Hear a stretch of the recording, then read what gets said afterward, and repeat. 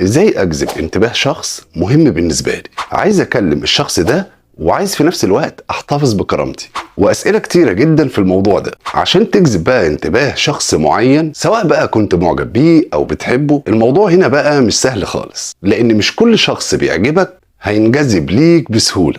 الموضوع عايز شوية حاجات فيك قبل ما حد يعمل الحاجات او الاشياء اللي هقولها دي. تمام كده؟ يلا بقى بينا نبدا. مش صح ابدا او مش شيء لطيف انك انت تروح لشخص معين وتقول له انك انت معجب بيه، او تقول له ان انا عايز اتكلم معاه، لان في حاجات كده جوايا عايز اقولها لك. فالطريقه بقى دي مش صح ومش ظريفه، عشان ممكن التصرف ده يقلل مننا قدام الشخص ده احنا طبعا مش عايزينه. ولان ممكن كمان اللي احنا هنعمله ده او التصرف السريع يبعد عننا الشخص اللي احنا عايزينه ده، او يبقى شايفنا في نظره قليلين، او كمان ما عندناش كرامه، او هيبقى شايفنا بصوره مش كويسه بعدين.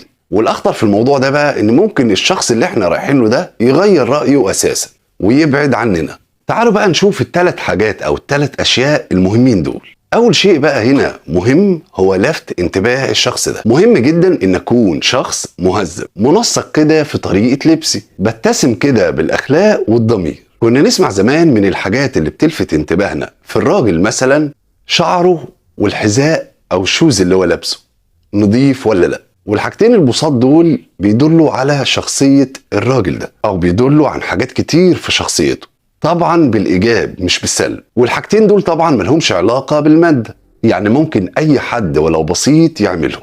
قالوا على الواحدة بقى انك تعرف شخصيتها من حاجتين برضه، من ايديها وطريقة لبسها بشكل عام، يعني لبسها ده نظيف ولا لا. الحاجتين دول بالنسبة للراجل والست دول مبدئيا كده بشكل عام من الوهلة كده الأولى، أو بنلفت انتباه الناس لينا. فالحاجتين دول بيكونوا مقدمة تقريبا للراجل والست. من الحاجات كمان إن احنا نلفت الانتباه بيها إن احنا نكون مختلفين في طريقة لبسنا، في هيئتنا، وده علشان ألفت انتباه الشخص ده. ومش مقصود هنا إن أنا أختلف بإن طريقة لبسي تكون شكلها مش كويس، أو أغير طريقة لبسي من الالتزام لشيء مش كويس علشان من وجهة نظري إن ألفت الانتباه. ده غلط. اعمل اختلاف بسيط في لبسي او هيئتي، بس ما يكونش بره التزامي، عشان الشخص ده ياخد باله بان في هنا حاجة اتغيرت او حاجة مختلفة او حاجة جديدة. حاجة كمان الملفتة للانتباه هو اللون الاحمر، لان اللون ده بقى بيكون لون مثير للعيون، يعني بيلفت الانتباه. فسواء بقى تيشيرت قميص ايا كان، يعني المهم اللون ده يكون موجود. واللون الاحمر ده ينفع للراجل والست للاتنين. والاهم بقى من كل ده ان احنا ما نبالغش في اي شيء من اللي انا قلتهم دول، لان المبالغه في اي شيء ما بيبقاش كويس. خير الامور الوسط. بلاش كمان نكون قريبين من الشخص ده اكتر من لازم. الشيء التاني بقى والمهم طريقه التواصل. طريقة التواصل مع الشخص ده، احاول كده اعرف او استشف الناس الكويسين القريبين من الشخص ده، واحاول اقرب منهم وابتدي اتكلم معاهم في اسئلة عامة. وبلاش ان انا اتكلم مع الناس دي عن الشخص ده في اي شيء يخصه، لان الناس دي قريبين من الشخص ده فوارد جدا انهم يقولوا له اللي انت هتقول. وحاجات تانية مهمة للتواصل زي الابتسامات، نظرة عيني تدل للشخص ده بان انا معجب بيك، وهكذا يعني. ولما اتكلم مع الناس القريبين من الشخص ده، ولما يحصل كلام بقى ما بيني وما بين الشخص اللي انا معجب بيه ده، اتكلم معاه واساله في اسئله عامه، افتح كلام يعني بطريقتي، بس تكون طريقه مهذبه ما تحسبش عليك. اتكلم كمان في الحاجات اللي بيحبها الشخص ده لو انا عارفها يعني، والحاجات كمان المشتركه ما بينكم، يعني سواء دراسه او شغل او ايا كان يعني.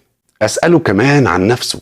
بعد كل ده اسمعه بقى كويس، يعني اديله فرصه بانه يعبر عن نفسه او يرد، ما اقطعوش في الكلام. اضحك بقى وابتسم لاي شيء يكون ظريف يقوله، وخليني بقى على تواصل معاه دايما. الشيء الثالث بقى المهم كمان اتصرف واتعامل او اكون على طبيعتي دايما معاه، يعني بلاش بقى ان اتجمل بحاجات مش فيا. اكون صادق وواضح معاه لما اوعده بشيء اوفي بيه. وبعد كل ده بقى ابتدي استخدم وسائل التواصل اللي هو بيستخدمها، وده علشان بقى يكون في ما بيننا تواصل. في النهايه بقى عايز اقول لكم حاجتين مهمين جدا. بلاش نقلل من نفسنا عشان حد معجبين بيه فدماغنا تقول لنا ان احنا نعمل اي شيء علشان نوصل للشخص ده، او نعمل حاجات بقى ممكن تسيء لينا مستقبلا، او نعمل حاجات بقى تقلل من نفسنا قدام نفسنا وقدامه.